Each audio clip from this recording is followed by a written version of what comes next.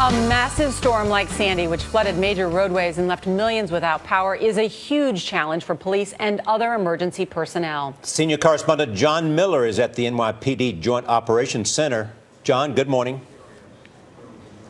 Good morning, Charlie. We're here in the NYPD's Joint Operations Center. Of course, this place has been the hub of coordination all night. Extraordinarily busy, very challenging night. There are a handful of people dead. There are others missing. They are in assessment mode really right now, trying to do the damage assessment citywide. We know many people are without power. We know that waters have surged into streets. Some of that is starting to recede now. Of course, power lines down overnight. The East River, the Hudson River, both overflowing at different points. And through the night, as you drove through the city, listened to the police radio, and remember, for much of lower Manhattan, you were driving through pitch blackness. You heard the rescue calls of stranded cars, people trapped in their vehicles, people trapped in their homes. The worst hit, of course, the outer boroughs. Last night, we went out with Emergency Service Unit Truck 1. They are the SWAT team, but also the rescue squad of the NYPD as they patrolled Manhattan. It was a night of water, rescues, and darkness. By the time Emergency Service Truck 1 rolled out for the late shift, the rescue calls were already stacking up from 911. Most of the calls involved submerged cars. The East River crested its banks and seemed to rush down the streets, whipped by the winds. It's going to get worse, but our department prepares and our unit trains for things like this all the time, so we're ready for no matter what. The winds seemed to suck plate glass windows right out of the upper floors of a high-rise hotel.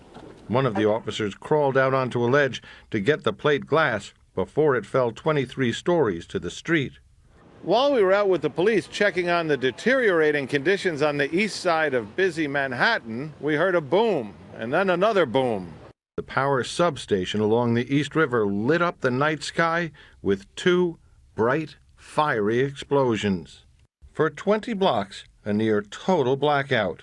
Crews were out in force, but the loss of electricity meant more calls for the NYPD's emergency squad.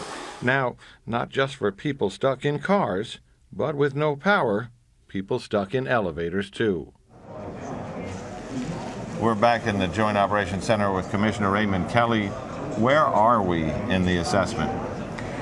Well, that's exactly what we're doing. We are assessing. We're still very much concerned about areas in Staten Island, in the Rockaways, in Brooklyn, it's Coney Island, and Gerritsen Beach. And as you said, there is no power in Manhattan south of 34th Street. Obviously, very serious concerns. We don't have our helicopters in the air to give us a better assessment. That's because of the wind gusts.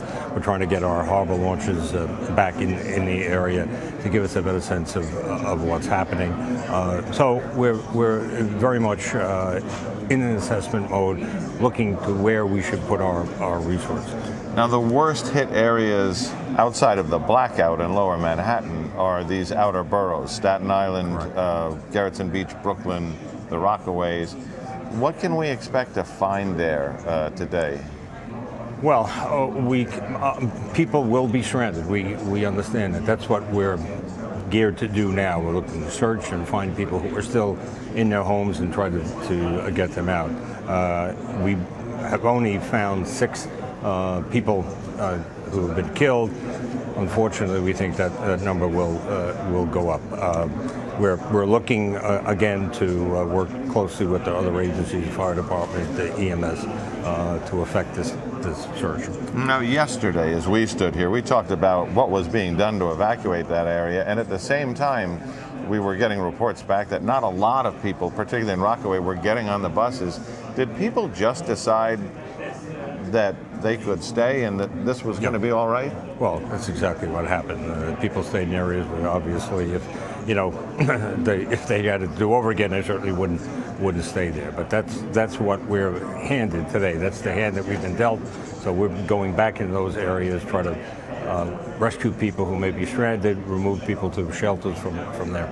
All right, Commissioner Ray Kelly live in the Joint Operations Center. Charlie, Nora, back to you in the studio. John Miller and Commissioner Ray Kelly, thank you very much.